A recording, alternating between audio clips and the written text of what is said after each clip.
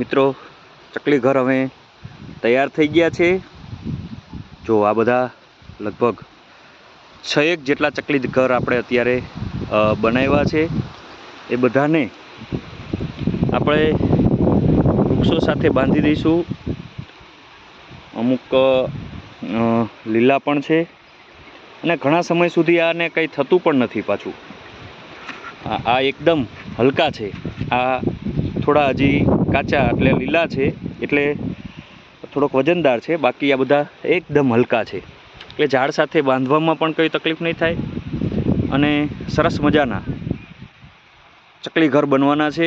આ ચકલી ઘરને આપણે આ બધા સામે દેખાતા જે વૃક્ષો છે, ઝાડવાઓ છે, તેની અંદર આપણે બાંધવાના છીએ।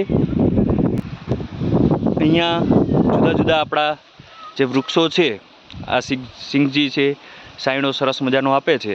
એ મારી જે ફાર્મ છે મારું ત્યાં છે।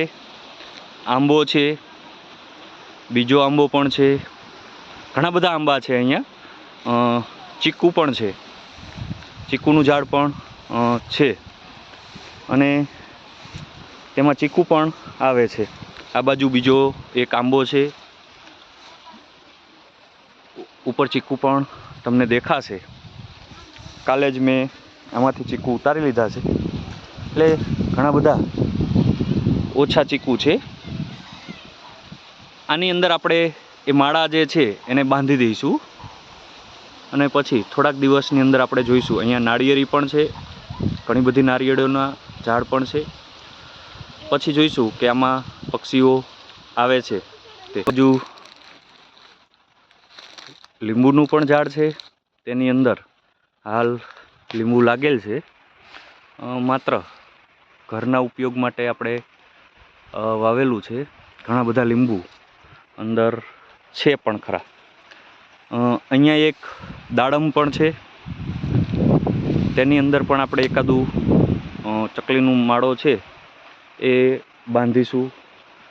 આ બાજુ નાનો આંબો, બીજું લીંબુ પણ છે। તો આ બધાની અંદર આપણે જે માળાઓ છે એ બાંધીશું। અહીંયા લગભગ અત્યારે મેં 6 જેટલા માળાઓ તૈયાર કર્યા છે। એ બધા માળાઓ આપણે બાંધવાના છીએ। બીજા માળાઓ પણ છે જે